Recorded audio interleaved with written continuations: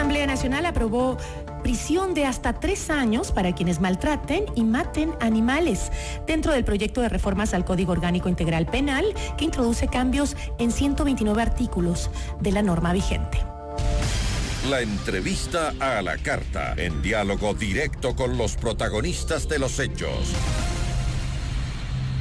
Acompaña a Lorena Belolio, ella es directora de Protección Animal Ecuador. Qué gusto, Lorena, que nos acompañes esta tarde. ¿Cómo estás? Bien, muchas gracias por la invitación. Cuéntame, contentos con esta aprobación de la Asamblea Nacional. Conversábamos que realmente antes ni se conversaba de estos temas y hoy ya hay una ley que ha aprobado incluso la cárcel para los maltratadores de animales. Sabes que sí, estamos realmente contentos, es un paso súper importante. Muchas de las propuestas o las sugerencias que se hizo desde la Fundación fueron acogidas por los asambleístas, lo cual nos llena de alegría porque si bien es cierto el hecho de que se cambie de delito, de contravención a delito, ya era un paso importante y había la voluntad suficiente por parte de la Asamblea, la Comisión de Justicia. Sin embargo, nos preocupaba en qué términos se hiciera todo esto. Yo creo que se hizo considerando que, como tú dices, antes ni se hablaba de este tema. Cuando se hizo la reforma al código, que creo que fue en el año 2011, no recuerdo bien la fecha, 2010, realmente los animales retrocedieron, porque increíblemente en algo que fue de la otra década estaban en mejores condiciones. Por ejemplo, en esa época se contemplaba la zoofilia. Y claro que con unas penas ridículas, ¿no? Eso era cuestión de actualizar, pero cuando se reformó increíblemente se lo quitó. Entonces, lo que ha sucedido ahora, para mí me parece histórico, se ha ampliado el criterio a la fauna urbana, porque una preocupación permanente nuestra es que cuando hablamos de animales, todo el mundo piensa en perritos y gatitos. ¿Qué implica la fauna urbana? Bueno, está en el contexto de lo que establece el CODA, que eso es importante tener en cuenta. El CODA establece que la fauna urbana está formada por animales destinados a compañía, a experimentación, a consumo, a trabajo, a entretenimiento. Entonces, había que considerarlos en su integralidad, ¿no? Porque hacer todo esta reforma pensando solamente en perros y gatos era un poco... O sea, realmente no creo que no era la vía.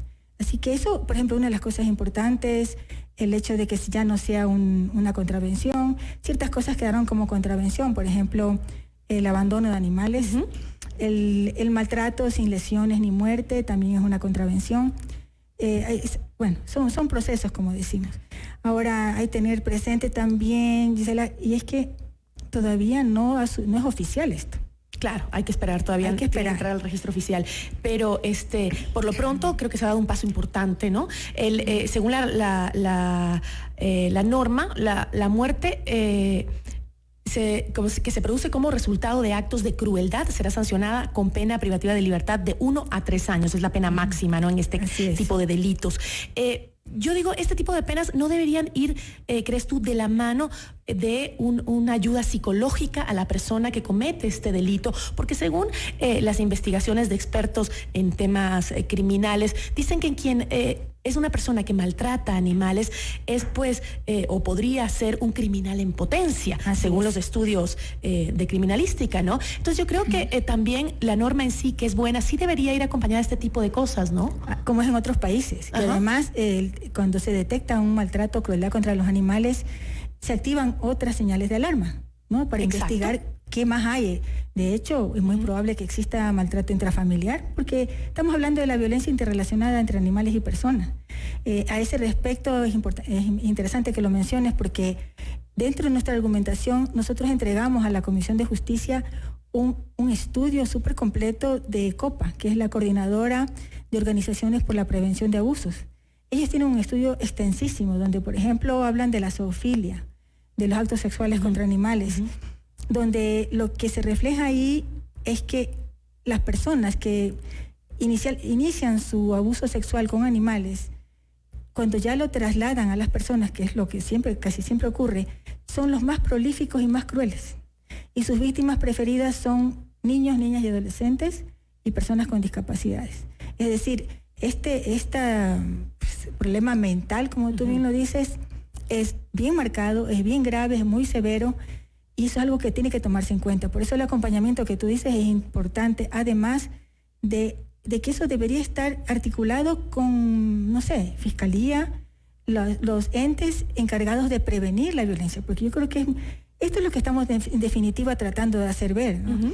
Porque hay un paradigma gravísimo en la conciencia de las personas, que eso era el mayor desafío, donde, bueno, ¿por qué se preocupa tanto de los perros? Y mira lo que le pasa a los niños. Bueno, tenemos que trabajar en la violencia desde sus bases. Exacto. Y está comprobado científicamente que existe un desorden, ¿no? Un desorden emocional o psiquiátrico en una persona que ejerce violencia con un ser tan indefenso, que además está más indefenso que nadie, porque no existen leyes que los protejan, ¿no?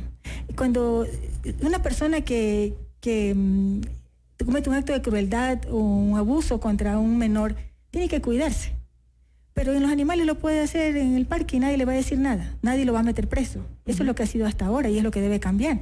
Y nadie le va a registrar como antecedente penal el hecho de que esa persona cometió un abuso contra un animal. Por lo cual hay que hacerle un seguimiento dentro de su familia, en su contexto personal, de trabajo, de lo que sea, porque tenemos una señal de alerta, ¿no? Así es. Claro, es lo que tú dices, es una señal de alerta. No es una regla de que quien maltrate a un animal efectivamente es un criminal, pero sí es lo que afirman estudios de criminalística, de que generalmente los grandes o conocidos criminales en serie han empezado maltratando animales, ¿no? Y sobre todo en el caso de los niños, cuando encontramos que también lo que tú decías, ¿no? Que hay niños que maltratan animales, ya a veces uno lo toma como simplemente es o tal vez la ignorancia del niño, que no está acostumbrado a vivir con animales y eso. No, si es que probablemente no quiere decir que el niño sea un criminal, pero sí que algo está pasando en su entorno social, en su familia, ¿no? Algo está pasando, puede haber maltrato, puede haber abuso.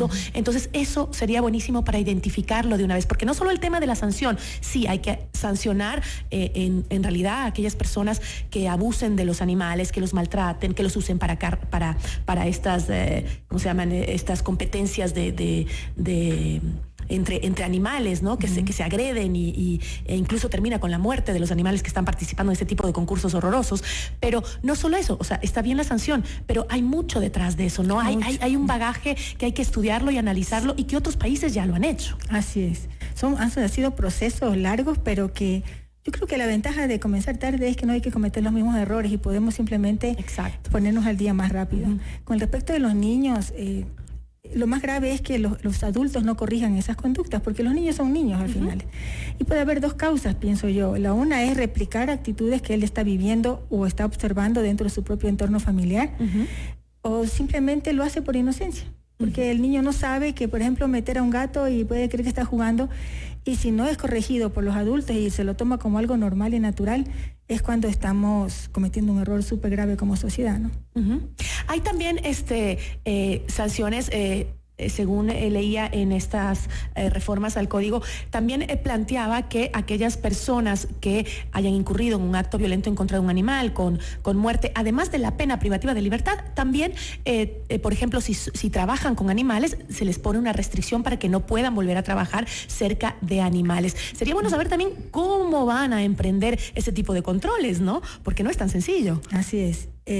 Sabes que esa parte, por ejemplo, yo no me quedé muy conforme. Una persona que ya maltrató animales, por los fines que sea, no debería estar calificada para volver a tener. O sea, yo hubiera preferido que sea terminante, ¿no? O sea, no puedes volver a estar en contacto. Es solo por el periodo que tiene privación de libertad, es el periodo que no puede trabajar. O sea, no es al mismo tiempo. Pero es el mismo tiempo, o sea, es decir, si cumple un año, tendrá que cumplir un año sin volver a trabajar cerca de animales, pero no debería volver, lo que tú dices, nunca a volver a trabajar con cerca de animales. Es el mismo caso de un abusador de niños. ¿Por qué si un abusador, porque se va preso 5 años, me invento, y luego de los 5 años va a volver a tener niños? O sea, no tiene lógica, porque hay un problema ahí que no sabemos si eso se va a arreglar con un tratamiento psicológico. Eso es importantísimo, por eso existen las leyes, porque no podemos pensar, lamentablemente, ojalá fuera así, que un violador, un criminal se va al psiquiatra y ya se resolvió el problema. Desgraciadamente no funciona así.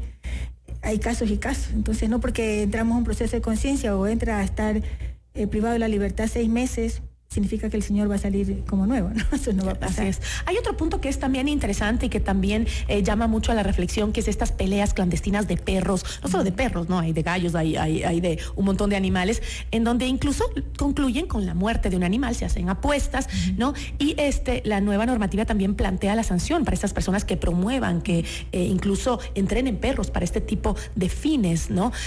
Pero no se hace nada con aquellas personas que van y pagan por ver estos espectáculos y que incluso no solo pagan para ver este espectáculo horroroso, sino que también hay apuestas alrededor de eso, ¿no? Ese problema de las peleas de perros creo que no se lo dimensiona en su realidad. O sea, es un problema súper grave en el país. Hay que tomar en cuenta que el Ecuador es un referente de peleas de perros a nivel mundial.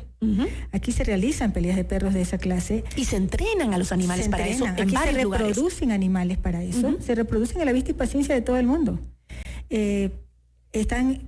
Por eso es que es tan importante normar localmente con ordenanzas respecto de la reproducción. La reproducción es un problema gravísimo que no se lo controla, no se lo regula, no se lo fiscaliza, no se hace nada. Súper importante, por eso estamos trabajando también en una sustitutiva a la ordenanza. Pero bueno, el Ecuador como tal es un referente de peleas de perros, donde están inmersos, como tú dices, una serie de problemáticas, unas aristas importantes como es portar armas, el consumo de drogas, corrupción de menores, las apuestas. Es decir, es un grupo, a mi manera de ver, gente muy peligrosa. Tuvimos en algún momento la oportunidad con un capitán del GIR y una periodista, con Ángela. Tuvimos la oportunidad de hacer unas entrevistas. Yo estuve presente en las entrevistas que se hacían a dos personas que estaban como en este proceso de me quiero salir de esto. Y realmente los tres éramos asombrados del nivel de enfermedad. O sea, se notaba que hay una enfermedad gravísima. O sea, que uno de ellos es la adicción también a las apuestas, a la adrenalina que les genera la pelea de los perros, de los animales que... Y era terrible ver en un caso de uno de ellos, sobre todo mientras él daba su testimonio, él estaba realmente conmovido del hecho de que él sabía que su perro peleaba por darle gusto a él. Que el perro no quería pelear. Que lo hacía por darle gusto a él y sabía que cada pelea lo estaba exponiendo a la muerte. Pero no sabía cómo salirse. La normativa no toca en ningún momento la reproducción de estos perros, como decías, no, porque eso es clave, ¿no? ¿Quién quiere tener un perro que simplemente se lo reproduce y se lo cría para ser violento? Ninguna familia quiere tener un perro de esos en casa. Es decir, nadie debería tener, nadie debería procrear esos perros e incluso ponerlos ni a la venta ni nada de eso, ¿no? Debería ser prohibido completamente. Debería ser prohibido y eso le corresponde entonces a la norma local. Le corresponde hacerlo. Una ordenanza. En ordenanza. Porque el tema es que esto está tan camuflado, es tan subterráneo, es un secreto clandestino completamente. Sí, totalmente clandestino. Pero además que es súper peligroso por el hecho de que, si bien es cierto, los animales, un pitbull, por ejemplo, puede ser una maravillosa animal de compañía, de familia, puede ser la niñera de tus hijos. Sin embargo, si no conocemos su procedencia genética, se puede convertir en una bomba de tiempo, porque todo depende, claro, del trato que le damos, de cómo educamos a ese perro. Pero es una raza que genéticamente ha sido transformada justamente para la pelea. Claro, no todos los animales vienen de esa manipulación genética, pero ¿cómo sabemos cuáles sí, cuáles no? Cuando no hay ningún control. Eso digo, o sea, las personas que se dediquen a reproducir un perro, una perra, debería estar registrada y controlada por la autoridad. Pero como no hay ningún control de ninguna clase, y eso es lo que aspiramos, o sea, no es que tú puedes publicar en las redes sociales, vendo perros, cualquiera pone en el periódico en cualquier parte, ¿ya? Y están ahí, y la gente va y los compra, y la autoridad debería estar cayendo atrás de todo eso, porque eso es trabajar en las raíces. ¿Me explico? Así es. Hay que trabajar, no nos acostumbramos a trabajar en prevención, sino siempre estamos tapando huecos, y eso es terrible como sociedad. Tenemos que aprender a trabajar en las raíces de los problemas para prevenirlos porque luego no te vas a dar abasto. Es como, hablamos de sobrepoblación de perros y gatos, hablamos de abandono. Pero si no trabajamos en prevención, ¿qué otra cosa esperamos? Los animales van a seguirlos abandonando, no va a haber gente ni organizaciones suficientes que se alcancen a dar una respuesta a esto, que no hay sanciones para el abandono, que no hay un control de la comercialización. Entonces es el cuento del gallo pelón, ¿no? Es como decir, entonces, sí es un avance, pero nos falta muchísimo para lograr realmente una normativa que busque el bienestar en general, porque esto es muy amplio, ¿no? El tema del maltrato animal tiene un montón de aristas, como vemos, el tema del abandono, el tema de las peleas de los animales, el tema de la muerte y el maltrato, ¿no? Entonces, creo que estamos a medias. Bueno, yo creo que realmente implementemos lo que hay. Dios mediante que quede como está hasta este momento establecido. Ojalá que cuando ya se oficialice queden esos términos. Y es luchar ahora por la implementación de esto. Yo le veo como un paso que ya requiere o va a implicar un esfuerzo enorme por parte de la sociedad civil, de quienes estamos interesados en que esto no quede en letra muerta, porque además es un delito de acción privada, no te olvides. Eso significa que nosotros vamos a tener que meternos de cabeza en ver la forma de que esto comience a sentar precedente. Entonces, busquemos la aplicabilidad, que se cumpla y que incluso los jueces vayan entendiendo la dinámica. Yo muy lamentablemente cuando interpusimos una acción penal, bueno, con el código anterior, vi una actitud muy mala de parte de un juez donde despreció por completo la acción, dijo que él estaba ahí porque que hable rápido y dígame rápido porque yo tengo mejores cosas que hacer. ¿Y por qué? ¿Era sobre maltrato animal? Sobre maltrato animal. Y le parecía como que... O sea, que él tenía mejores cosas que hacer como juez y que... Como tratar un tema de maltrato animal era como una tontería para él. Así es. Perdía el tiempo. Ese es el problema también, o sea, ¿cómo se va a aplicar esto? ¿Cómo la justicia lo va a emprender esta nueva normativa, ¿no? De aplicarse. Sí, o sea, a la vez que es un gran logro, nos implica una cuesta arriba de mucho trabajo que se viene por delante, mucha educación, mucha información al legislador, a los jueces, a los abogados, que se empapen de esto, sobre todo que se convenzan de por qué es importante, que esto no es una cosa menor, que esto puede ahorrarles trabajo a ellos en otras problemáticas de violencia y de abuso, y que ojalá lo comiencen a ver de esa forma, ¿no? Como ya ocurre en otros países. Lorena, te agradezco muchísimo. Lorena Belolio, directora de Protección Animal Ecuador. Gracias por habernos acompañado. A ti, muchísimas gracias. 13 horas con 36 minutos. Esto es Notimundo a la Carta. Siempre bien informados.